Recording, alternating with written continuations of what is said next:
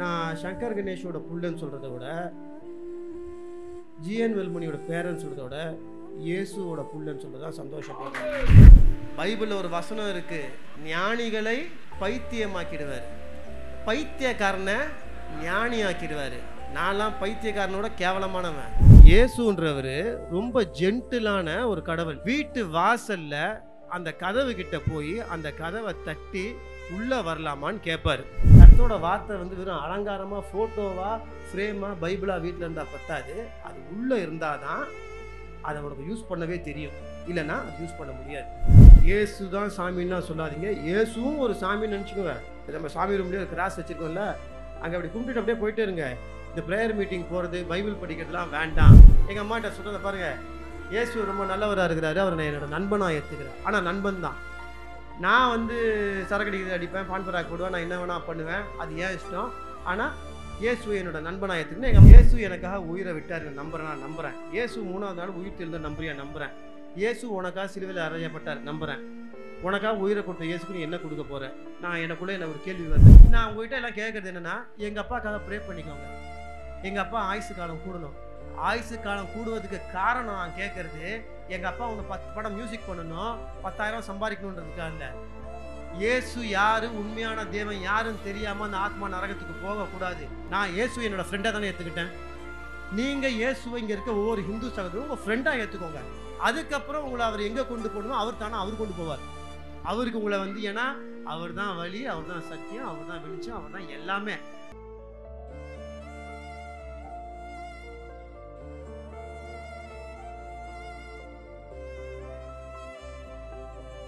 இப்போ நான் சொல்கிற விஷயம் என் வாழ்க்கையில் நடந்த விஷயங்கள் தான் நான் ஷேர் பண்ணுறேன். இதில் ஏன் இவன் இப்படி பேசுகிறான், இவன் பேசுறது கரெக்டா, ஏன் இப்படி இவன் சொல்கிறான் அப்படின்னு நிறைய பேர் யோசிக்கலாம். ஹிந்து சகோதரர்களும் யோசிக்கலாம், கிறிஸ்தவ சகோதரர்களும் யோசிக்கலாம், முஸ்லீம் சகோதரர்கள் அவங்க கூட யோசிக்கலாம். ஏன் இந்த மாதிரிலாம் பேசலாம், அவன் எப்படி இப்படி பேசலாம் அப்படின்ட்டு உங்கள் மனசில் தோணலாம். உங்கள் மனசில் தோணுது, நீங்கள் அப்படி நினைக்கிறீங்கன்னா சத்தியமாக அது நான் ஒன்றும் பண்ண முடியாது. ஏன்னா என் வாழ்க்கையில் நடந்த விஷயங்கள்ல நான் நேரடியாக சொல்ல வரேன். நான் இது பெருசு அது பெருசு, இவங்க மேலே அவங்க கீழே, இதுதான் உண்மை இதுதான் பொய் அப்படின்னு யாரையும் நியாயம் தீர்க்கவோ ஜட்ஜ் பண்ணவோ வரல. என் வாழ்க்கையில் நடந்த விஷயங்களை உங்ககிட்ட நான் ஷேர் பண்ணுவேன். பிடிச்சவங்க எடுத்துக்கோங்க, பிடிக்காதவங்க தூக்கி போட்டு போயினே இருக்கு. அவ்வளோதான். வாழ்க்கையே அப்படிதான். நம்மளுக்கு நம்ம சாப்பிட்றதுக்கு ஒரு விருந்து கொடுக்குறாங்கன்னா பிடிச்சிருந்தா சாப்பிடுவோம், பிடிக்கலன்னா எது ஓரம் கட்டிட்டு போயிடுவோம். அவள்தான். அது கூட உட்காந்து சண்டை போட்டு நிற்க முடியாது. ஸோ நடந்த விஷயத்தை நான் உங்களுக்கு சொல்கிறேன். நான் கர்த்தரை தெரியாத ஒரு குடும்பத்துலேருந்து வந்தவன் தான். என்னோடய ஃபேமிலின்னு பார்த்தீங்கன்னா, எங்கள் அப்பா பேர் சங்கர் கணேஷ், மியூசிக் டைரக்டர். தமிழ், தெலுங்கு, கன்னடம், மலையாளம், ஹிந்தி அப்படின்னு கிட்டத்தட்ட ஒரு 1000 சில்லற படங்களுக்கு ஒரு மியூசிக் பண்ணியிருக்காரு. எங்கள் தாத்தா பேர் ஜிஎன் வேலுமணி, எம்ஜிஆர் சிவாஜி வச்சு அதிகமாக திரைப்படங்கள் ப்ரொடியூஸ் பண்ண தயாரித்த ஒரு தயாரிப்பாளர்.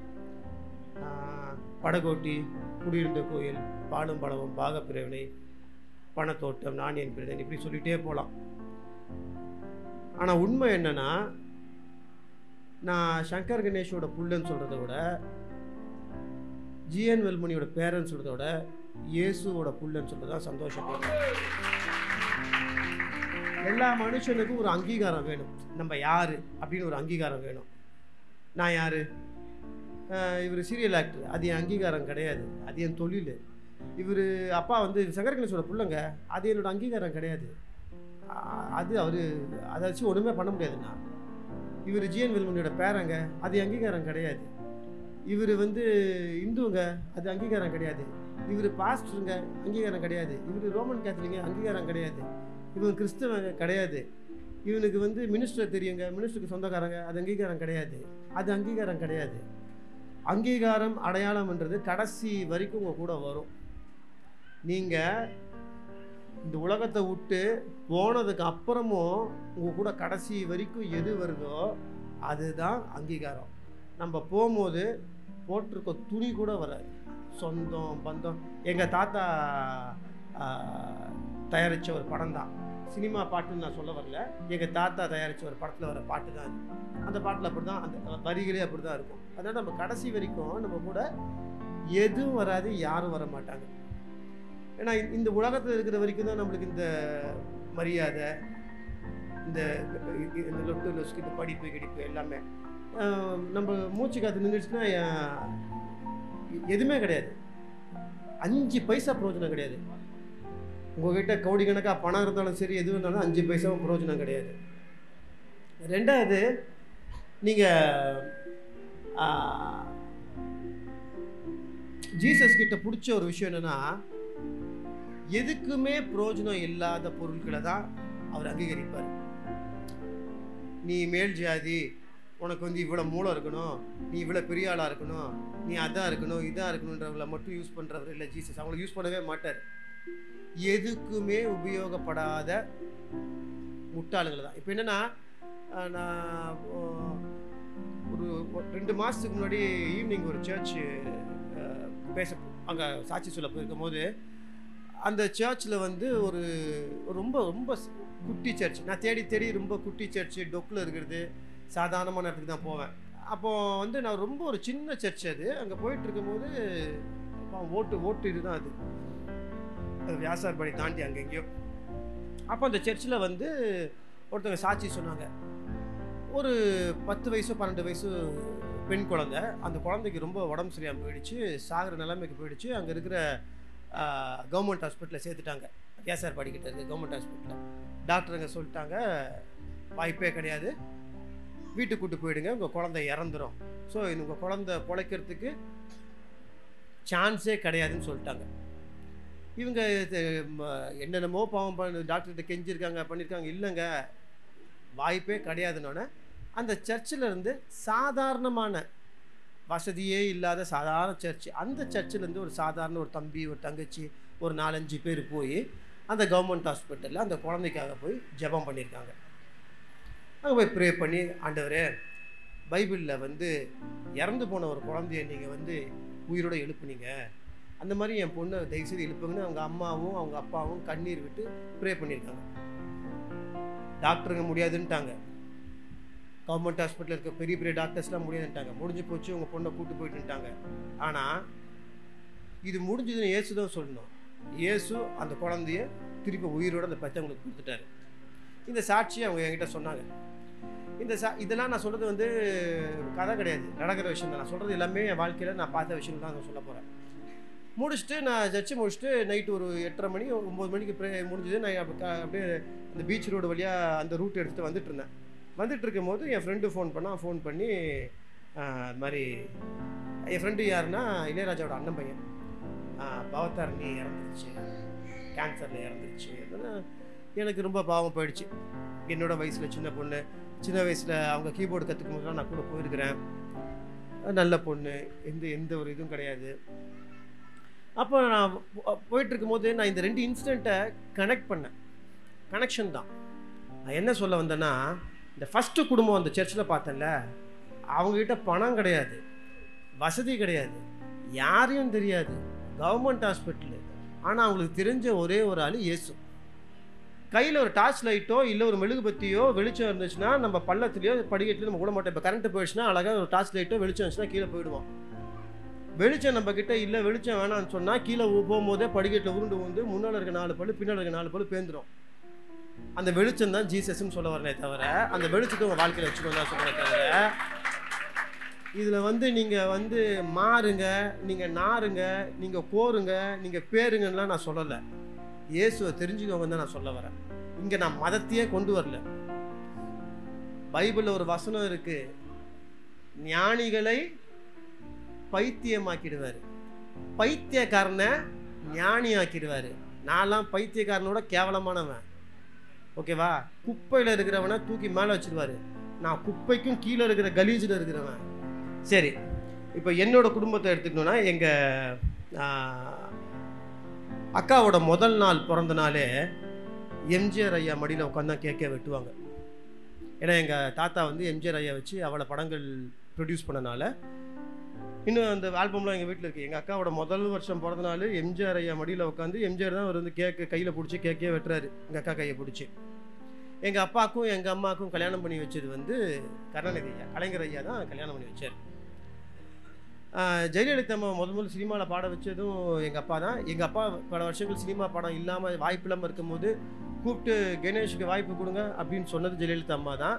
இந்த நேரு ஸ்டேடியம் இருக்கு இல்லையா, அதெல்லாம் திறக்கும் போது மெயினாக எங்கள் அப்பா தான் இருக்கணும்னு அந்த அம்மா கையாலேயே இந்த புல்பெட்டை 4 சேர்ந்தா எவ்வளோ பெருசாக இருக்கும் அந்த அளவுக்கு வெள்ளியிலேயே வந்து ஒரு ஷீல்டு எடுத்து எங்கள் அப்பாவுக்கு கொடுத்ததும் ஜெயலலிதா அம்மா தான். அதனால் எங்கள் வீட்டுக்கு, என் வீடு வந்து இங்கே டி நகர் சிவாஜி வீட்டுக்கிட்ட, எங்கள் வீட்டுக்கு வராத ஆளுங்களே கிடையாது.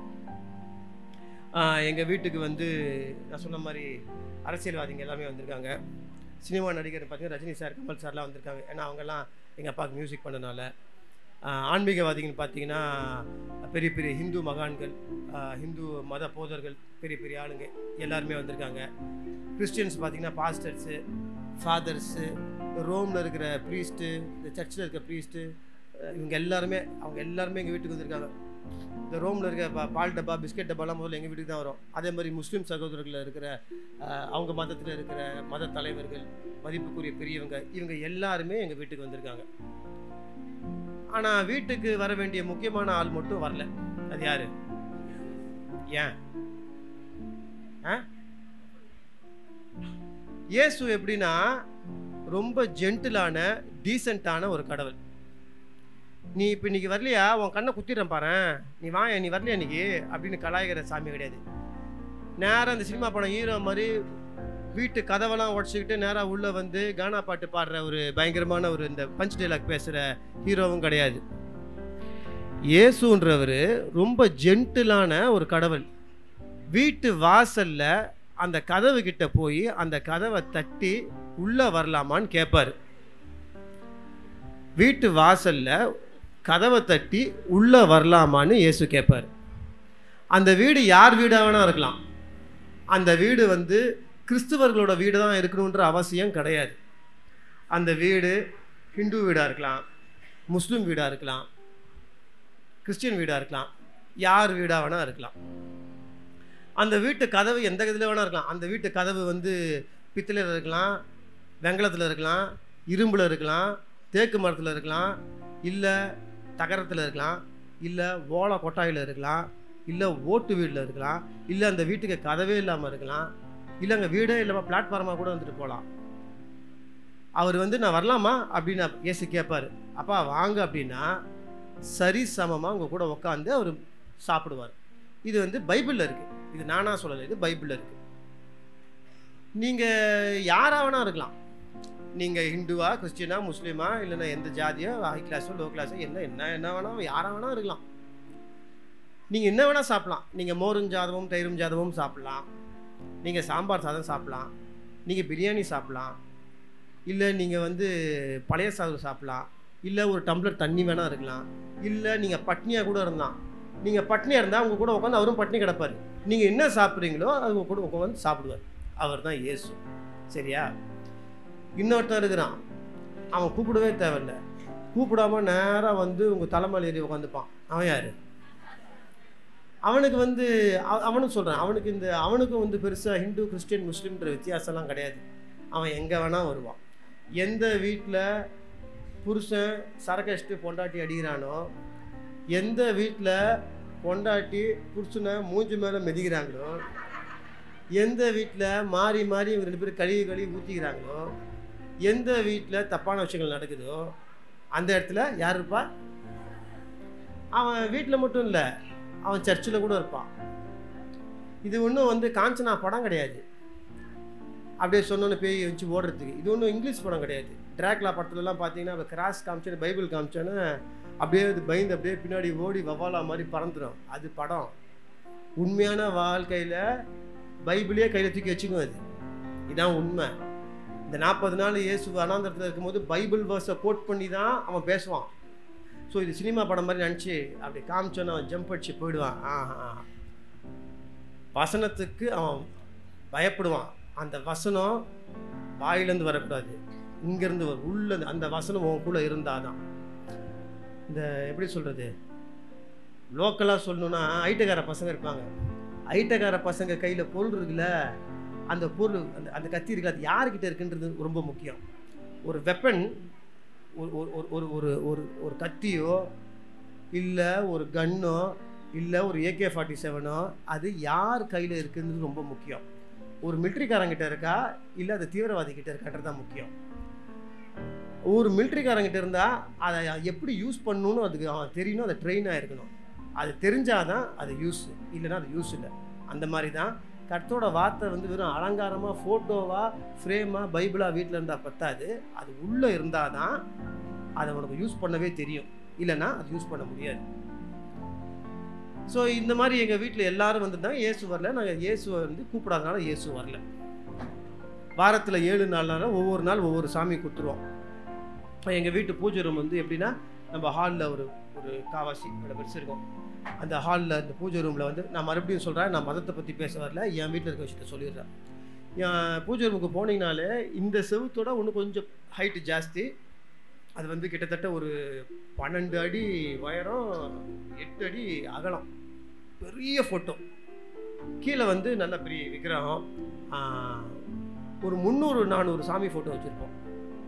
அப்படியே லெஃப்ட் சைடில் வந்து நல்லா பெரிய ஒரு 3 அடிக்கு பெரிய பெரிய கிராஸ், 3 கிராஸு, ஜீசஸோட ஆல்டரு, பைபிள் அதெல்லாமே இருக்கும்.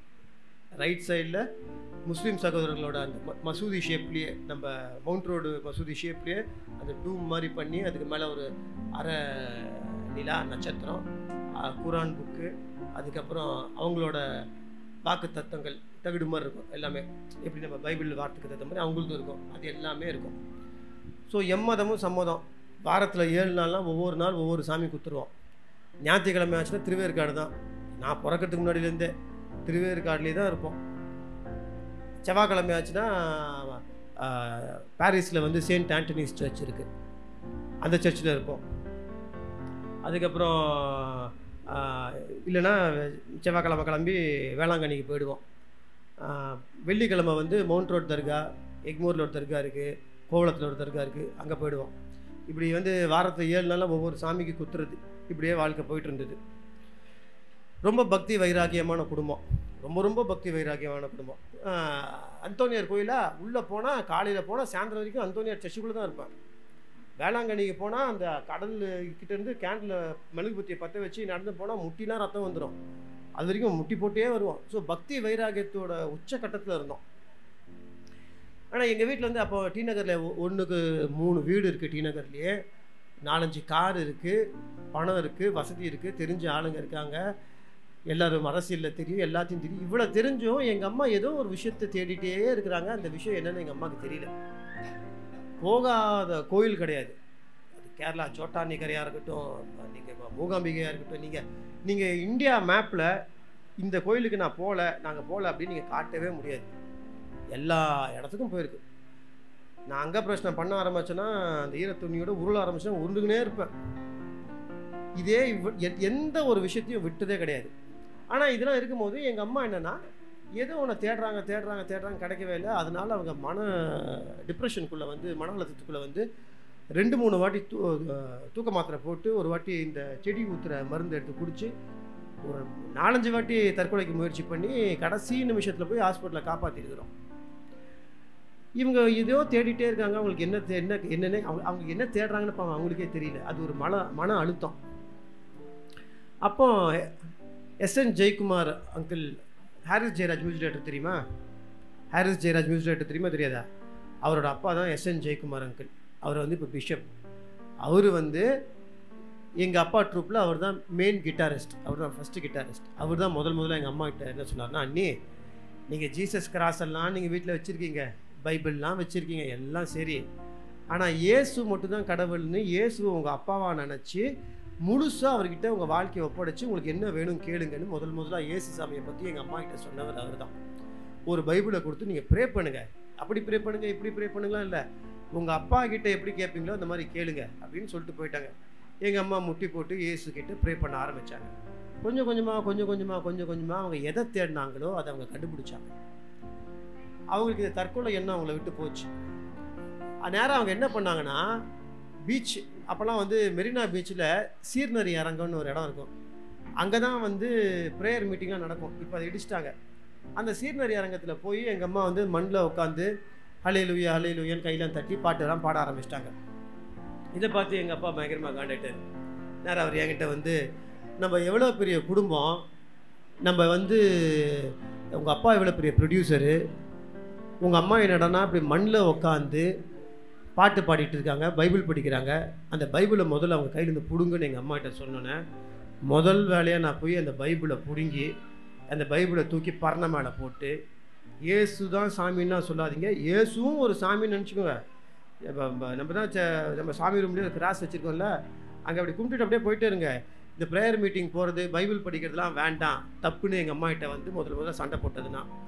அப்போ எங்கள் அம்மா சொன்னாங்க, இதை பாரு, என்றைக்காவது ஒரு நாள் நீயே பைபிளை படிப்பேன்னு. நான் சொன்னேன், இல்லை நான் படிக்கிறதே டான் பாஸ்கோ ஸ்கூலு, என் காலையில் prayer of father in heaven. நீ வந்து இயேசுவும் ஒரு சாமின்னு சொல்லி ஒத்துக்கிறேன், இயேசு தான் சாமின்னு சொன்னால் நான் ஒத்துக்க மாட்டேன்னு எங்கள் அம்மாகிட்ட நான் ஆர்கியூ பண்ணிட்டு வந்துட்டேன். அந்த நேரத்தில் வந்து நான் வந்து ரொம்ப பக்தி வைராகியமாக இருந்தனால ஓவராக சாமி கும்பிட்டு ஒரு மாதிரி அரமெண்டல் மாதிரி ஆகிட்டேன். எங்கள் ஸ்கூல் ஃபாதர் என்ன சொல்லிட்டாரு, இவனை வந்து இப்படியே விட்டிங்கன்னா பைத்தியக்காரன் ஆகிடுவான், இவனுக்கு 10th எக்ஸாமுக்கு வந்து ஹால் டிக்கெட்லாம் கொடுக்க முடியாது, இவனை கொண்டு போய் ஹாஸ்பிட்டலில் சேர்த்துருங்கன்னு சொல்லி என்னை ராமச்சந்திரா ஹாஸ்பிட்டலில் சேர்த்துட்டாங்க. அந்த டாக்டரு, அங்கே இருக்கிறவங்க, என் ஸ்கூல் பிரின்சிபல் எல்லாம் எங்கள் அப்பாவையும் அம்மாவையும் திட்டுறாங்க. அவனை வந்து நீங்கள் சாமின்னு சொல்லி கெடுத்துட்டீங்க, அதனால் அவனை வந்து வெளி உலகத்துக்கு கொண்டு வாங்கன்னொன்னே. அப்போ என்ன, நான் வந்து 10th படிக்கிற வயசு. சரி அப்படின்னு சொல்லிட்டு எங்கள் அப்பா என்ன பண்ணார், என் ஃப்ரெண்ட்ஸ்கிட்டலாம் காசு கொடுத்து இவனுக்கு கொஞ்சம் வெளியே கிளியெல்லாம் கூப்பிட்டு போங்க அப்படின்னா, எங்கள் அப்பா அந்த பசங்க என் ஃப்ரெண்ட்ஸ் என்ன பண்ணிட்டானுங்க, வெளியே கூப்பிட்டு போன என்னை முதல்ல கூப்பிட்டு போன இடமே வைன் ஷாப் தான். நான் என்ன பண்ணிட்டேன், குடிக்கிறது, சிகரெட் குடிக்கிறது, பான் பராக் போடுறது, அது மட்டும் இல்லாமல் நல்ல நண்பர்கள் கிடைக்க ஆரம்பிச்சிட்டாங்க. அந்த நல்ல நண்பர்கள்னால் எப்படின்னா, அந்த நல்ல நண்பர்களில் 2 பேரை என்கவுண்டரில் ஷூட் பண்ணி கொண்டுட்டாங்க போலீஸ். அந்தளவுக்கு நல்ல ரவுடி பசங்களாம் எனக்கு ஃப்ரெண்ட்ஸ். அவங்க கூட தான் உட்கார்றது, அவங்க கூட தான் குடிக்கிறது, அது ஒரு கெத்து.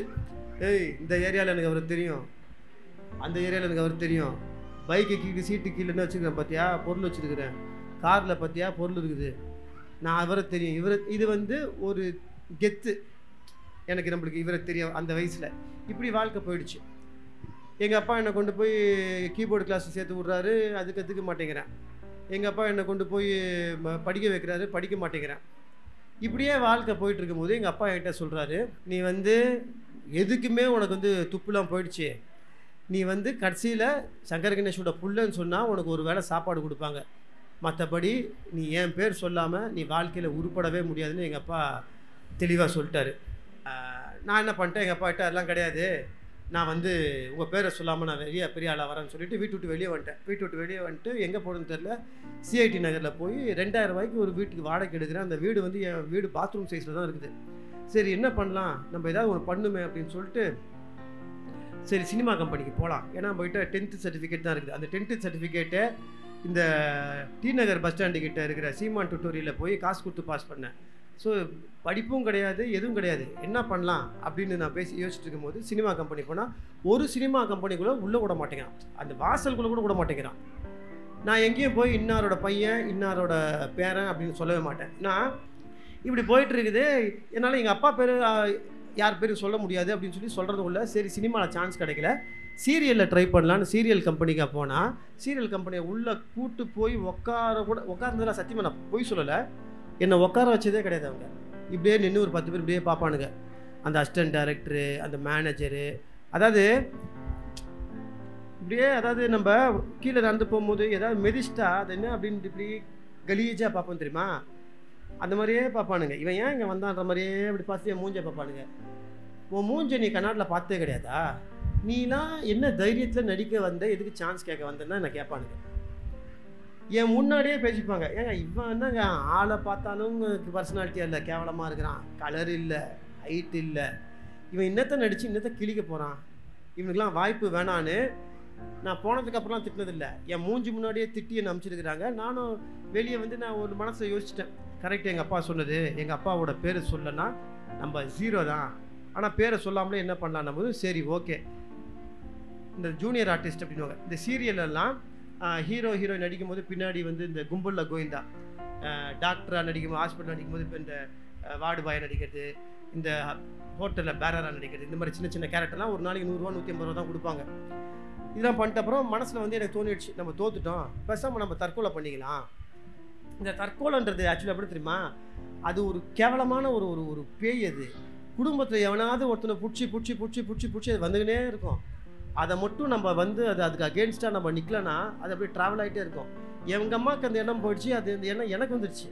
சரி நான் தற்கொலை பண்ணிக்கணும்னா சரி எப்படி பண்ணலாம் அப்படின்னும் போது சரி கொஞ்சம் கொஞ்சமாக தூக்க மாத்திரை வாங்கி வச்சுக்கலாம் அப்படின்ற ஒரு ஐடியாவுக்கு வந்து தூக்க மாத்திரைலாம் தெரிஞ்ச ஃபார்மசியில் முழுசாக கொடுக்க மாட்டான். ஒரு 10 மாத்திரையா 5 மாத்திரையா வாங்கி சேர்த்துக்கலாம் அப்படின்ற மாதிரி ஒரு ஐடியாலாம் போட்டுருக்கிறேன். அந்த நேரத்தில் என்ன பண்ணுறேன், குடிப்பழக்கம் ஜாஸ்தி ஆகிடுச்சு, சிகரெட் பழக்கம் ஜாஸ்தி ஆகிடுச்சு. என்ன பண்ணுறதுன்னு தெரியல. எங்கள் அம்மா என்னடானா வந்து டி நகரில் அந்த வீட்டை விட்டுட்டு என் பையன் தனியாக கஷ்டப்பட்டுருக்கான்னு எங்கள் அம்மா என் கூட வந்துட்டாங்க. என் கையில் 5 பைசா கிடையாது, காசு இல்லை, எனக்கே காசு இல்லை. என்னோட ஒரு சாண்ட்ரோன்னு ஒரு கார் வச்சுருப்பேன். அந்த காரில் வந்து டியூ வந்து மாதம் 2500 ரூபா கட்டணும். அந்த 2000 ரூபா கட்ட வக்கு இல்லாமல் அந்த காரை வந்து சேட் நகரில் பக்கத்து வீட்டில் ஒரு லாரி கம்பெனி ஃப்ரெண்டு ஒருத்தர் இருந்தார். அவர் வீட்டுக்கு பின்னாடி போய் அந்த பையன் வீட்டுக்கு பின்னாடி போய் இந்த காரை ஒழிச்சு வச்சிருவேன், காரை சீஸ் பண்ணக்கூடாதுன்னு. யாரும் வரல, சொந்தமோ பந்தமோ எதுவும் வராது. சரி இப்படியே தான் வாழ்க்கை போயிட்டுருக்குன்ற டைமில் ஒரு நாள் ஷூட்டிங் வாசலில் உட்காந்துட்டு சும்மா உட்காந்துருந்தேன். அப்போ வந்து ஒரு ஒரு ஒரு சகோதரர் யாரோ ஒருத்தர் வந்து ஒரு சின்ன ஒரு கைப்பிரதி மாதிரி கொடுத்துட்டு போனார். அதில் ஹோலி ஸ்பிரிட்டை பற்றி போட்டுருந்துச்சு. சரி ஹோலி ஸ்பிரிட்டை பற்றி போட்டிருக்கே, சும்மா படிக்கலாமே அப்படின்ட்டு சும்மா படித்தேன். அது வந்து ரொம்ப ஒரு இன்ட்ரெஸ்டிங்காலாம் படிக்கல. சும்மா நம்ம இப்போ பாண்டி பசாருக்குலாம் போனீங்கன்னா இங்கே ஹோட்டல் தந்துருக்கணும் கொடுப்பாங்க, இங்கே வந்து ஜாக்கெட் பீஸுக்கு கடை திறந்துருக்கணும் ஒரு பேப்பர் கொடுப்பாங்க, அந்த மாதிரி தான் கொடுத்தாங்க. நம்ம கொடுத்துட்டாங்களேன்றது சும்மா பார்ப்போம்ல, அந்த மாதிரி தான் நான் அதை பார்த்தேன். சரி பார்த்தோன்னே இது ஹோலி ஸ்பிரிட்னு கொடுக்குறாங்களே அப்படின்னு சொல்லிட்டு எங்கள் அம்மாகிட்ட சொன்னேன். நான் 3வது 5வதுலாம் படிக்கும்போது எனக்கு ஃப்ரீ பைபிள் கொடுத்துருந்தாங்க என் ஸ்கூலில். அந்த பைபிள் வந்து என் அப்பா வீட்டு பரணமடை இருக்குது, அதை எடுத்துகிட்டு வாங்கினாரு. எங்கள் அம்மா அந்த பைபிள் எடுத்துகிட்டு வந்தாங்க. அந்த பைபிள் எடுத்துகிட்டு வந்தோடனே அந்த பைபிளில் சும்மா கதை புக்கு மாதிரி படிக்கலாம் அப்படின்ட்டு கதை புக்கு மாதிரி படிக்க ஆரம்பிக்கும் போது ஒரு விஷயம் என் மனசுக்கு தோணுச்சு. நான் மறுபடியும் சொல்கிறேன், நான் ஜாதி மதத்தை பற்றி பேசல, என் மனசுக்கு தோணுனதை நான் சொல்லிடுறேன். நான் தோன்ற விஷயம், எனக்கு தோன்ற விஷயம் உங்களுக்கு தோணுதா இல்லைன்றது மட்டும் நீங்கள் மனசுக்குள்ளே நீங்கள் கேள்வி கேட்டுக்கோங்க. நாங்கள் வந்து இங்கே இருக்க கிறிஸ்தவர்கள் மாதிரி சின்ன வயசுலேயே வந்து சண்டே ஸ்கூல் போயோ இல்லை எங்கள் தாத்தா பாட்டன் பூட்டன் முப்பாட்டன் நாங்கள் கிறிஸ்தவர் இதெல்லாம் எங்களுக்கு தெரியாது. நாங்களாம் ஹிந்து மார்க்கத்தில் வளர்ந்தவங்க. எங்களுக்கு வேற ஒரு விஷயம் சொல்லி தான் வளர்த்துருக்காங்க. நான் பார்த்த வரைக்கும் சாமி அப்படின்னா சாமினா கெத்தாக இருக்கணும், சாமினா ஒரு 4-5 கை இருக்கணும், அதில் வந்து வெப்பன்ஸு ஆயுதம் அதெல்லாம் இருக்கணும். அதுக்கப்புறம் வந்து அந்த சாமிக்கு ஒரு வாகனம் இருக்கணும், தலையிலேருந்து கால் வரைக்கும் தங்கத்தில் இருக்கணும். அந்த சாமி பக்கத்தில் நம்ம போகக்கூடாது, அந்த சாமியை நம்ம தொடக்கூடாது.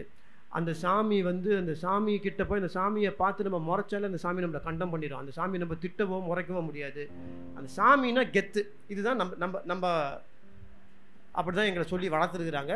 இதுதான் எங்களுக்கு பழக்கம். பைபிளில் ஒரு சாமியை பார்க்குறேன், அது ஆப்போசிட்டில் இருக்குது.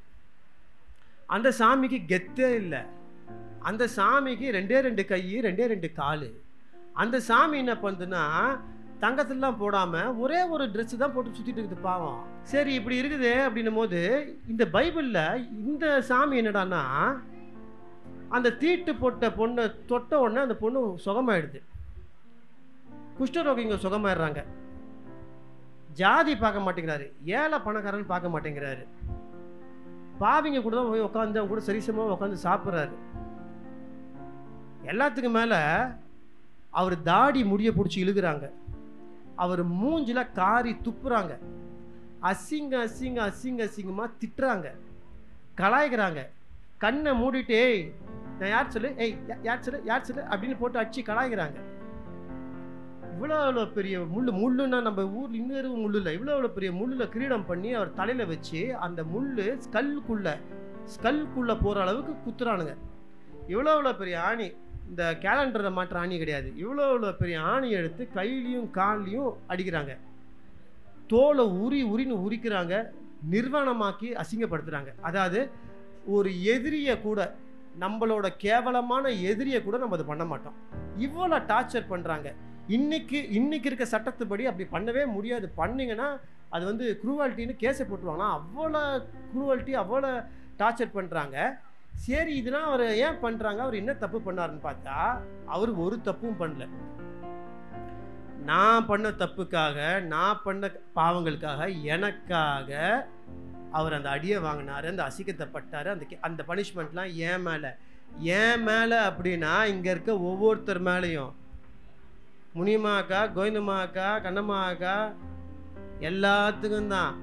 எஸ்தர், ஜூலி, மேரி, கிறிஸ்தவர்களுக்காக பிறந்தவர் இயேசுன்னு யாராவது சொன்னாங்கன்னா பொக்குன்னு வாய்மலே வைங்க. ஒவ்வொருத்தருக்காகவும், ஹிந்து, கிறிஸ்டியன், முஸ்லீம், ஆண், பெண்ணு, திருநங்கை, ஆடு, மாடு, நீ யாராவனா இருந்துன்னு போ, நீ யாராவனா இருந்துட்டு, ஒவ்வொருத்தருக்காகவும் ஜாதி பார்க்காம மதம் பார்க்காம உங்களோட பாவத்தை சுமக்கிறதுக்காக தான் அந்த மனுஷன் அந்த அளவுக்கு அசிங்கப்பட்டு கேவலப்பட்டது. இதுதான் உண்மை. எப்படி இது கேட்டோன்னா உங்களுக்குலாம் கைத்தட்ட தோணுதோ, இது கேட்டோன்னா இயேசுவை எனக்கு நண்பனாக ஏற்றுக்கணும்னு தோணிடுச்சு. நண்பன் தான். எங்கள் அம்மாட்ட சொல்கிறத பாருங்கள், இயேசு ரொம்ப நல்லவராக இருக்கிறாரு, அவரை நான் என்னோட நண்பனாக ஏற்றுக்கிறேன். ஆனால் நண்பன் தான். நான் வந்து சரக்கடிக்கிறது அடிப்பேன், பான்பராக் போடுவேன், நான் என்ன வேணா பண்ணுவேன், அது ஏன் இஷ்டம். ஆனால் இயேசுவை என்னோட நண்பனாக ஏற்றுக்கணும். எங்கள் அம்மா சொன்னாங்க, சரி நண்பனாக ஏற்றுக்கிட்டியா, நண்பனாக மட்டும் ஏற்றுக்கோ, அதோட விடு, எதுவாக இருந்தாலும் நீ ஏசுக்கிட்ட நண்பன்கிட்ட பேசிக்கணும். வாழ்க்கை இப்படியே போயிட்டுருக்குது. அப்போ எப்போதுமே நம்ம மனசு ஒரு விஷயம் சொல்லும், நம்மளோட மைண்ட் ஒரு விஷயம் சொல்லும். என்றைக்குமே இந்த கான்ட்ரடிக்ஷன் இருக்கும், இருந்துகிட்டே இருக்கும். மனசு என்ன சொல்லுதுன்னா, இயேசு தான் உண்மையான சாமிடா அப்படின்னு சொல்லிட்டு. மைண்ட் என்ன சொல்லுது, அப்போ இத்தனை வருஷம் 25 வருஷமாக சபரிமலைக்கு போயிருக்கிற உங்கள் பாட்டன், நீ உங்கள் தாஸ்புரத்தில் நாங்கள் ஒரு கோயிலை கட்டியிருக்கிறோம், ஊரில் கோயிலை கட்டியிருக்கிறோம், அப்புறம் அதெல்லாம் சும்மாவா? அந்த ஈகோ இடிக்குது. அது எப்படா இயேசு இறந்து போய் 3ஆவது நாள் உயிர் தெரிந்திருப்பாரு? மனசு சொல்லுது உயிர் தெரிஞ்சிருக்கிறாரு, மைண்டு வேற ஒன்று பேசுது. இப்படி பேசியே இயேசு உண்மையான தெய்வம்னு மனசு சொன்னாலும் மைண்டு வந்து அதை வந்து டார்ச்சர் பண்ணி அதை வந்து கேப்சர் பண்ணுது. சரி, இப்படி போனதுக்கப்புறம் கரெக்டாக ஈஸ்டருக்கு ஒரு நாளைக்கு முன்னாடி நான் உட்காந்து 8:30 மணிக்கு நான் குடிக்கிற டைமு, குடிக்கலான்னு உட்காந்துட்டு இருக்கும்போது என் மனசில் வந்து ஒரு கேள்வி வருது. இயேசு எனக்காக உயிரை விட்டார், நம்புறேன். இயேசு 3ஆவது நாள் உயிர் தெரிந்த நம்புறேன். இயேசு உனக்காக சிலுவையில் அறையப்பட்டார், நம்புறேன். உனக்காக உயிரை கொடுத்த இயேசுக்கு நீ என்ன கொடுக்க போற? நான் எனக்குள்ளே என்ன ஒரு கேள்வி வருது. நான் ஃபஸ்ட்டு என்ன நினைக்கிறேன், சரி காணிக்கை போடலாம். ஃபஸ்ட்டு நம்ம என்ன பண்ணுவோம், காணிக்கை, உண்டியில் துட்டு, இதுதான் நம்மளுக்கு தெரிஞ்ச விஷயம், நம்ம துட்டு போட்டலாம். அப்போ ஒன்றும் எனக்குள்ளேயே ஒரு கேள்வி வருது, ஏண்டா அவருக்கு இருக்காத துட்டா, நீ வச்சிருக்கிறதே அவரோட துட்டு தான். எனக்கு தெரிஞ்சு சரி நம்ம பணம் ஜீசஸ், என்னோட பணம் ஜீசஸ்க்கு தேவையில்லை, சரி மொட்டை அடிச்சிக்கலாமா? மொட்டை அடிச்சா ஏன் முடியை வச்சுட்டு ஜீசஸ் என்ன டொப்பாவை செஞ்சுக்க போகிறாரு, எதுக்கு முடியை கொடுக்கணும், வேண்டாம். அப்போ ஏசுக்கு என்னத்தை தான் கொடுக்கலாம் அப்படின்னு யோசிக்கும் போது எனக்கு அன்னைக்கு 2004 வருஷம் 2004 அப்போ என் மைண்டில் பட்டது, கேவலம் இந்த சரக்கு, பான்பராக், சிகரெட்டு, இயேசுக்கா இதை விடக்கூடாதா அப்படின்னு 2004 நைட்டு 8:30 மணிக்கு என் ஜன்னலை தூக்கி வெளியே போட்டேன். இன்னைக்கு வரைக்கும் என் வீட்டுக்குள்ளே வரல. இதுக்கு காரணம் நான் இல்லை, எனக்குள்ளே இருக்க இயேசு தான். ஓகேவா? இப்படியே வாழ்க்கை ஓடிட்டுருக்கு. நான் வந்து அப்போ என்ன பண்ணுறேன், என் வண்டியில் வந்து மேலே ஜீசஸ்னு ஒரு ஸ்டிக்கர் போடுறேன். என் ஃப்ரெண்டு ஒருத்தர் இருந்தார், அவர் காணான ஊழியம்னு பண்ணிகிட்டு இருந்தார். அவர் கூட சேர்ந்து இந்த போய் பேடு வாசிக்கிறது, ரோட்டில் ட்ராமா போடுறது, இதெல்லாம் பண்ணிகிட்ருக்கிறேன். ஒரு நாள் ஈஸ்டர் அன்றைக்கி என்னை யாரும் வற்புறுத்தலை, எனக்காக தோணுது. என் ஃப்ரெண்டுக்கு ஃபோன் பண்ணேன், ஞானஸ்தானம் எடுக்கணும்னு தோணுதுன்னு. நேராக போனால் ஞானஸ்தானம் எடுத்துகிட்டு வந்தேன். நேராக அது ஒரு சாங்கியமாகவும் சடங்காச்சாரமாலாம் பண்ணல, பைபிளில் இருக்குது ஞானஸ்தானம் எடுக்கணும், ஜீசஸ் சொல்லியிருக்கார். ஞானஸ்தானம் எடுத்தேன். பேரை பார்த்து ஊரை மாற்றினாங்க, பேரெல்லாம் மாற்ற முடியாது, நீ கிளம்பு அப்படின்னு சொல்லிட்டு வந்துட்டு நான் வந்து அப்போ எங்கெங்கே இந்த பேடு வாசிப்பேன், இந்த ட்ராமா போடுவேன். அப்போ நான் வந்து அந்த டைமில் நான் முதலாக நண்பர்கள் அப்படின்னு எனக்கு கிடச்சவங்க சில பேர். அப்போ அதை வந்து ஒரு 4-5 நண்பர்கள் கிடச்ச தெரு தான் இந்த ரோடு, இந்த மெயின் ரோடில். அப்போ ஒரு ஹாய் அப்படின்னு ஒரு இப்போ தான் உங்களுக்கு நிறைய கிறிஸ்டியன் சாங்ஸ் நிறையா வருது. அப்போவே ஒரு நல்ல ஒரு ஆல்பம் போட்ட ஒரு நபர், அவர் இப்போ சன் டிவியில் என் கூட தான் ஒர்க் பண்ணிகிட்ருக்காரு. அவங்க அப்பா அம்மா அவங்க வீடுலாம் இங்கே தான். அவங்க வீட்டில் தான் போய் ஸ்கிட்டுக்கு ப்ராக்டிஸ் பண்ணுறது, இந்த ட்ராமாவுக்கு போகிறது, இது எல்லாமே பிரின்ஸ்னு அந்த பையன் பேர். பிரின்ஸோட வீடு இங்கே தான் இருந்துச்சு. ஸோ பிரின்ஸ் வீடு இங்கே இருக்கும் போது தான் இங்கே தான் நிறைய அவங்க கூட சேர்ந்து நிறைய ஊழியத்துக்கெலாம் போய் நிறைய பண்ணிட்டுருந்தோம். அதில் வந்து எல்லா கிறிஸ்துவ நண்பர்கள் தான். அதில் இன்றைக்கி நிறையா கிறிஸ்துவருக்கு வழி மாறி போயிட்டாங்க. ஆனால் நான் ஆரம்பித்த காலம் இங்கே தான். இப்படியே போயிட்டு இருக்கும்போது ஷூட்டிங் போகும்போது என் வண்டியில் ஜீசஸ்னு ஸ்டிக்கரை பார்த்த உடனே அங்கே இருக்கிற சில ஹிந்து சகோதரர்களை என்னை கலாய்ப்பாங்க, நண்பர்கள், டேரக்டரு, மேனேஜர்லாம். என்னடா நேற்று வரைக்கும் குங்குமம் போட்டு சந்தனம்லாம் வச்சுட்டு இருந்த, சபரிமலைக்கு 10 வருஷம் போயிருந்த, இப்போ ஜீசஸ்னு ஸ்டிக்கர் ஒட்டி இருக்கிற, இன்னும் அமெரிக்காவில் அது உனக்கு துட்டு வருதா? அமெரிக்காலையும் துட்டு வராது, அம்ஜிகளையும் துட்டு வராது. நம்ம போய் வேலை செஞ்சால் தான் நம்மளுக்கு துட்டு. அவங்களுக்கு புரியாதுன்னு விட்டு வந்துடுவேன். சரி, அவங்களுக்கு தெரியல, அவன் ஹிந்து சகோதரர்கள் அவங்களுக்கு தெரியல, நம்மளை கலாய்கிறாங்க, கலாய்ச்சிட்டு போட்டோம் அப்படின்னு வந்துட்டேன். இப்படி போகும்போது நான் என்ன எங்கள் அம்மா கிட்ட சொல்கிறாங்க, எங்கள் அம்மா சொன்னேன், இயேசு உனக்காக உயிரை விட்டார், ஒவ்வொரு ஹிந்து கிறிஸ்டின் முஸ்லீமுக்காக உயிரை விட்டார், நீ அவரை மட்டும் பாரு. இயேசுக்காக பார்த்து இயேசுக்காக வாழ ஆரம்பித்தேன். நான் எந்தெந்த கம்பெனியில் என் மூஞ்சி கலீஜாக இருக்குது, கப்பாக இருக்குது, ஒன்று உள்ளவே வராதுன்னு சொன்னாங்களோ அந்த கம்பெனியில் நான் கூப்பிட்டு சீரியலில் நடிக்க வைக்கிறாங்க. பெரிய குஷ்பு மேடம்லாம் ஸ்ரீ தான் ஹீரோவாக நடிக்கணும். அவங்க தம்பியை ஹீரோவாக போட்டு இல்லை வேணாம் அவனை தூக்கி போட, ஸ்ரீ நீ நடுறா அப்படின்றாங்க. அதாவது எங்கே 50 ரூபா சம்பளம் வாங்கினோ அங்கே 500 மாறுது, 500 வந்து 5000 மாறுது, 5000 25,000 மாறுது. எது நான் சொல்கிறேன், ஒரு நாளைக்கு ஜி தமிழில் பெஸ்ட்டு ஹீரோ, சன் டிவியில் பெஸ்ட்டு ஹீரோ. தமிழ்நாட்டில் ஸ்டாலின் ஐயா என்ன சொல்கிறாரு, தமிழ்நாட்டிலேயே சின்ன திரையில் சிறந்த ஹீரோ யாருன்னா ஸ்ரீ அப்படின்னு முக ஸ்டாலின் ஐயா சொல்கிறாரு. தமிழ்நாட்டிலேயே சிறந்த கதாநாயகன் யார், ஸ்ரீ அப்படின்னு ஜெயலலிதா அம்மா கையெழுத்து போடுறாங்க. எனக்கு 2 சீரியலுக்கு ஜெயலலிதா அம்மா சொல்லி முக ஸ்டாலின் ஐயா சொல்லி எனக்கு தமிழ்நாடு கவர்மெண்ட் பெஸ்ட்டு ஹீரோன்னு அவார்டு கொடுக்குறாங்க. இவ்வளோ பெரிய தங்க காயின். அதுக்கு காரணம் என்னோட நடிப்போ என்னோட திறமையோ இந்த கப்பு பிடிச்ச மூஞ்சோலாம் கிடையாது. நான் என்றைக்குமே சொல்கிறது, நீங்கள்லாம் செருப்பை கழட்டி வைக்க வேண்டிய இடத்துல நிற்கிறது கூட எனக்கு தகுதி கிடையாது. எனக்குள்ளே எவ்வளோ அசிங்கம், நான் என்ன, நான் யாருன்றது எனக்கு மட்டும்தான் தெரியும். ஒவ்வொரு வாட்டியும் நான் கர்த்தரை பற்றி பேச வரும்போது இங்கே வரும்போது நான் இங்கே என்னவா வருவேன்னா, உங்கள் எல்லார் காலையும் இருக்கிற ஹிந்து கிறிஸ்டியன் முஸ்லீம் பெரியவங்க சிறியவங்க உங்கள் எல்லா காலையும் செருப்பு இருக்குது தெரியுமா, அந்த செருப்பு பார்த்தா என்ன ஞாபகம் வந்தால் போதும். உங்கள் செருப்பாக தான் நான் இங்கே வருவேன். உங்கள் தலையில் இருக்க கிரீடம் இயேசு மட்டும்தான். தன்னைத்தான் தாழ்த்துகிறவன் உயர்த்தப்படுவான், தன்னைத்தான் உயர்த்துகிறவன் தாழ்ந்து போவான். தாழ்மை முக்கியம். இயேசு ஒவ்வொரு சீடன் காலையும் பிடிச்சி கழுவினார். புது ஏற்பாட்டில் ஈஸியே கிடையாது. புது ஏற்பாட்டில் இயேசு சொன்னது எல்லாமே பண்ணி ஆகணும். அவர் தான் சீடனோட காலை கழுவினார்னா நீயும் உன் சீடனோட காலை கழுவணும்.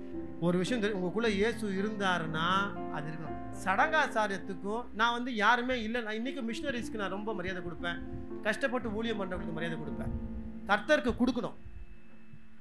அதாவது இன்றைக்கும் கஷ்டப்பட்டு ஊழியம் செய்கிறவங்க எத்தனை பேர் தெரியுமா, தன்னோட பசங்களோட ஸ்கூல் ஃபீஸ் கட்ட முடியாமல், கந்தல் துணி போட்டுக்கிட்டு, செருப்பு போட முடியாமல், ஹாஸ்பிட்டல் காசு கட்ட முடியாமல் எத்தனை பேர் கஷ்டப்படுறாங்க தெரியுமா? அவங்களுக்கு தயவு செய்து உங்களுக்கு கடவுள் எவ்வளோ கொடுக்க சொன்னாரோ கொடுங்க. சில டைம்ஸ் முழுசாக கூட கொடுக்க சொல்லுவார். அதான் புதிய ஏற்பாடு. எவ்வளோ கொடுக்க சொல்கிறாரோ அவ்வளோ கொடுங்க. கிறிஸ்டியன் முஸ்லிம் ஹிந்து ஜீசஸ் சொன்னாரா கிறிஸ்தவர்களை பார்த்து மட்டும் பணத்தை கொடு அப்படின்னு சொன்னாரா? உன் வீட்டு பக்கத்தில் இருக்கிறவங்க, அவங்க முனியமாவா கோயந்தமாவா, அவங்க மேரியா எஸ்தரா, அவங்க யாரை வேணா, அவங்க வந்து ரஜினா பேகமா யாரா வேணா இருந்துட்டு போட்டோம், அவங்களுக்கு ஒரு கஷ்டம்னா அவங்களுக்கு போய் நீ உதவி பண்ணு. அவங்களுக்காக முட்டி போட்டு ப்ரே பண்ணு. அவங்களுக்காக ஜபி. ஒவ்வொரு மிஷினரிஸும் உயிரை கொடுத்துட்டு இருக்கிறாங்க. ஒவ்வொரு மிஷினரிஸும் கர்த்தருக்காக உண்மையாக அதை தேடி நீ பண்ணு. அதை விட்டுட்டு ஒரு எக்ஸாம்பிள் சொல்கிறேன். பைபிளில் ஒரு வசனம் இருக்குது, நான் நிர்வாணமாக இருந்தேன் எனக்கு நீ வஸ்திரம் கொடுத்த, நான் தாகமாக இருந்தேன் நீ எனக்கு தண்ணி கொடுத்த, நான் ஜெயிலில் இருந்தேன் நீ என்னை வந்து என்னை பார்த்த, நான் ஆஸ்பத்திரியில் படுத்திருந்தேன் நீ எனக்காக என்னை வந்து பார்த்த. அவன் கேட்குறான், நீங்கள் எப்போங்க ஆஸ்பத்திரி, கடவுளே நீ எப்போ நிர்வாணமாக இருந்த, நீ எப்போ ஜெயிலுக்கு போன, நீ எப்போ டாக்டர்கிட்ட பார்த்த, உனக்கு எப்போ தாகமாக இருந்துச்சு? உன்னை சுற்றி இருக்கிற அத்தனை பேரில் மக்கள் இருக்காங்களே, அவன் யார் ஒருத்தன் தாகமாக இருந்தால் அவனுக்கு தண்ணி கொடுத்தா அந்த தண்ணி நீ இயேசுக்கு கொடுக்குற. எவன் ஒருத்தன் துணி இல்லாமல் கஷ்டப்படுறான்னா அவனுக்கு துணி வாங்கி கொடுக்குறான், அது இயேசுக்கு கொடுக்குற. யார் ஹாஸ்பிட்டலில் இருந்தாலும் அவனுக்கு அவன் நல்லா இருக்கணும் ஒரு சுட்டு கண்ணீரை விட்டு நீ அவனுக்கு ப்ரே பண்ணிட்டு நீ இயேசுக்காக ப்ரே பண்ணுற. இன்றைக்கி நம்ம என்ன பண்ணுறோம்? கர்த்தருக்காக என்ன பண்ணுறோம்? முழு ஊழியம், முழு நேரம் ஊழியம், சிறுநேரம் ஊழியம், அவர் ஊழியக்காரு அப்படிலாம் கிடையாது. நீங்கள் ஸ்கூலில் படிக்கிறீங்களா, ஒரு நாளைக்கு 10 ஸ்டூடெண்ட்டை பார்ப்பீங்க. காலேஜுக்கு போகிறீங்களா, ஃப்ரெண்ட்ஸை பார்ப்பீங்க. ஆட்டோ ஓட்டுறீங்களா, 10 பேரை பார்ப்பீங்க. நான் நடிக்க போகிறேன்னா ஒரு 10 பேரை பார்ப்பேன். நீங்கள் போகிற இடத்துல ஒவ்வொரு நாளும் ஒருத்தர்கிட்ட இயேசு பற்றி சொல்லுங்கள். ஒரு லிஸ்ட்டு போட்டுக்கோங்க. உங்களை யார் யார் திட்டினாங்க, உங்களை யார் யார் கழுவி ஊற்றுனாங்க, யார் யார் கலீஜி பண்ணாங்க, அந்த லிஸ்ட்லாம் போடுங்க. நான் வந்து யூடியூப்பில் பார்ப்பேன். ஒரு பாஸ்ட்ரு ஃபுல்லாக அவங்க வேற ஒரு இது கையில் கட்டை அடிச்சு எல்லாம் பாஸ்ட்ரையும் அடின்னு அடிச்சு அல்லேலூயா சொல்லாத, நான் சொல்கிற மந்திரத்தை சொல்லுன்னு அடின்னு அடிக்கிறாங்க. செம்ம அடிக்கிறாங்க. பாவம் 2 தங்கச்சிங்க, சின்ன வயசு தங்கச்சிங்க. அந்த தங்கச்சியை ஒரு 20 பொம்பளைங்களும் 10 ஆம்பளைங்களும் சேர்ந்து செருப்பு எடுத்து அரைஞ்சி நான் சொல்கிற வார்த்தையை சொல்லு, ஜீசஸ்ன்னு சொல்லாதது. அந்த தங்கச்சி செருப்பில் அடி வாங்கிட்டேன்னு திரும்ப சொல்லுது, ஜீசஸ் ஜீசஸ் ஜீசஸ் தவிர வேறு எதுவும் சொல்ல மாட்டேங்குது. இன்றைக்கி நான் என்ன சொல்கிறேன், ஒரு லிஸ்ட்டு போடுங்க. ஓகே, என்ன கலாய்க்கிறாங்களா, கலாய்க்கட்டும். அவங்க ஹிந்துவாக இருக்கட்டும், முஸ்லீமாக இருக்கட்டும், கிறிஸ்துவனாக இருக்கட்டும், உங்களை யார் யார் கலாய்க்கிறாங்களோ அவங்க பேர்லாம் போட்டுட்டு அவங்களுக்காக ஜபிங்க. அவங்க நல்லா இருக்கணும், அவங்க குடும்பம் நல்லா இருக்கணும். உன்னை அடிக்கிறாங்களா திட்டுறாங்களோ, அடித்த ஒவ்வொரு கையும் பைபிளை தொடணும். திட்டின ஒவ்வொரு நாவும் ஏசப்பாவை வந்து பற்றி பேசணும். அந்த கண்ணு வெளிச்சத்தை பார்க்கணும். எங்கள் அப்பா இன்றைக்கும் ஹிந்து தான், அவருக்கு இயேசுவும் ஒரு கடவுள் தவிர இயேசு தான் கடவுள் கிடையாது அவருக்கு. என் பொண்டாட்டி ஹிந்து தான். எங்கள் அப்பாவுக்கு இப்போ உடம்பு சரியில்லை, ஹார்ட் ப்ராப்ளம், அவருக்கு வந்து ரொம்ப கிரிட்டிக்கல் ஸ்டேஜ். இருந்தாலும் நான் உங்கள்கிட்ட எல்லாம் கேட்குறது என்னென்னா, எங்கள் அப்பாவுக்காக ப்ரே பண்ணிக்கோங்க. எங்கள் அப்பா ஆயுசு காலம் கூடணும். ஆயுசு காலம் கூடுவதுக்கு காரணம் நான் கேட்குறது, எங்கள் அப்பா ஒன்று 10 படம் மியூசிக் பண்ணணும், 10,000 சம்பாதிக்கணுன்றதுக்காக இல்லை. இயேசு யார், உண்மையான தேவன் யாருன்னு தெரியாமல் அந்த ஆத்மா நரகத்துக்கு போகக்கூடாது. நம்மளை சுற்றி இருக்கிற ஒவ்வொரு ஹிந்துவோ முஸ்லீமோ கிறிஸ்டியனோ யாராக இருந்தாலும் கர்த்தரை தெரியாமல் போகக்கூடாது. அப்படி போனாங்கன்னா அதுக்கு நாம தான் காரணம். அவர் கூட வந்து 2 திருடனுங்களை அடிக்கிறாங்க. அதில் ஒரு திருடன் வந்து திருந்தி சொல்கிறான், ஐயா ஐயா ஓகே இன்னைக்கு நைட் நீங்கள் கூட பிரதேசத்தில் இது பண்ணுறாரு. அந்த ரோமன்ஸ் எல்லாமே அவரை வச்சு செம்ம அடிக்கிறாங்க. அடிக்கும் போது அவர் என்ன சொல்கிறாரு, பரவாயில்ல அப்பா, அவங்க என்ன பண்ணுறாங்க தெரியல, அவங்களை மன்னிச்சிருங்கப்பா அப்படின்றாரு. ஆனால் அவங்கள மன்னிச்ச இயேசு ஏன் மன்னிச்சார்னா, ரோமன்ஸ்ன்றவங்க வந்து நம்ம ஹிந்து சகோதரர்கள் மாதிரி தான், அவங்களுக்கு வந்து கர்த்தரை தெரியாது, அதனால தெரியாம பண்ணுறாங்க, மன்னிச்சிருங்கப்பா அப்படின்றாரு. நான் சொல்கிறேன், நீங்கள் ஜீசஸோட புள்ளியா ஃபஸ்ட். நான் இயேசு என்னோட ஃப்ரெண்டாக தானே ஏற்றுக்கிட்டேன். நீங்கள் இயேசுவை இங்கே இருக்க ஒவ்வொரு ஹிந்து சகோதரரும் உங்கள் ஃப்ரெண்டாக ஏற்றுக்கோங்க. அதுக்கப்புறம் உங்களை அவர் எங்கே கொண்டு போகணுமோ அவர் தானே அவர் கொண்டு போவார். அவருக்கு உங்களை வந்து, ஏன்னா அவர் தான் வழி, அவர் தான் சத்தியம், அவர் தான் வெளிச்சம், அவர் தான் எல்லாமே, அவர் கூட்டு போயிடுவார். நீ கூட்டு போகிறதுக்கு நீ ஃபஸ்ட்டு பண்ண வேண்டிய ஒரே விஷயம், ஐயா அப்படின்னு கையை கொடுத்தா கையை பிடிப்பார். ஏன்னா அவராக வந்து லவக்குன்னு கையை பிடிச்சிக்க மாட்டார். நீ தண்ணிக்குள்ளே முழுகுறன்னா, ஐயோயோ நான் கையை மேலே நீட்டவே மாட்டேன், இப்படியே தான் உள்ளே போவேன்னா உள்ளே போயிடுவேன். கையை மேலே தூக்கணுன்னா, ஏசப்பா தூக்கணும்னா கையை லபக்குன்னு பிடிச்சி உன்னை மேலே கூட்டு போயிடுவார். அதனால் நீ கையை தூக்குறது வந்து கிறிஸ்துவ மதத்துக்கு இல்லை, கிறிஸ்துவுக்காக. புரியுதா? சம்பிரதாயம் சடங்காச்சாரம் இதெல்லாம் தூக்கி போடுங்க. 2 விஷயம்தான் ரொம்ப முக்கியமான நாட்கள் கிறிஸ்துவர்களுக்கு, Christmas, Easter. Christmas December 25, Easter இந்த டேட்டுக்கு வருது, ஒரு டேட்டு மாறுது. அப்போ ஈஸ்டர். இயேசு பிறந்தது உண்மை, இயேசு இறந்தது உண்மை, இயேசு 3ஆவது நாள் உயிர் தெழுந்தது உண்மை, இயேசு இன்னைக்கும் உயிரோட இருக்கிறான்றது உண்மை. அவ்வளோதான். இதில் நீ கவர்மெண்ட் ஹாலிடேக்காகவும், நீ பட்டு போட கட்டிக்கிறதுக்காகவும், நீ கோட் சூட்டு போடுறதுக்காகவும் ஒரு ஃபங்க்ஷன் வச்சுக்கோ, தப்பு கிடையாது. அதை வந்து நம்ம ஒரு கேதரிங்க்கு நம்மளுக்கு அது யூஸ் ஆகுது. அதனால நம்ம வந்து அதை ஒரு காரணமாக வச்சுக்கிறோம், அவ்வளோதான். ஏன்னா நான் பிறந்த நாளே கொண்டாடாத ஒரு ஆள், அதே எனக்கு பிடிக்காது. அது முக்கியம் இல்லை. பிறந்த நாளை கொண்டாடுறதை விட ஏன் பிறந்தோம், யாருக்காக பிறந்தோம்னு யோசிச்சு அவருக்காக வாழ்றது சிறந்ததுன்னு நினைக்கிறேன் நான். அதனால இதெல்லாம் வந்து சும்மா சடங்காச்சாரி, இதெல்லாம் சும்மா ஒரு இது. இயேசு உண்மையாக பிறந்தாரு, உங்களுக்காக தான் பிறந்தாரு. இயேசு உண்மையாக இறந்தாரு, உங்களுக்காக தான் இறந்தாரு. இயேசு 3ஆவது நாள் உயிர் தெரிந்தாரு, உங்களுக்காக தான் உயிர் தெரிந்தாரு. இயேசு இன்னைக்கும் உயிரோடு தான் இருக்காரு, உங்களுக்காக தான் உயிரோடு இருக்காரு. இயேசு இன்னைக்கு நீங்கள் கூப்பிட்டாலும் உங்களுக்காக வருவார். அவ்வளோ சிம்பிள். ஸோ இந்த டைம் எனக்கு கொடுத்ததுக்காக ரொம்ப நன்றி.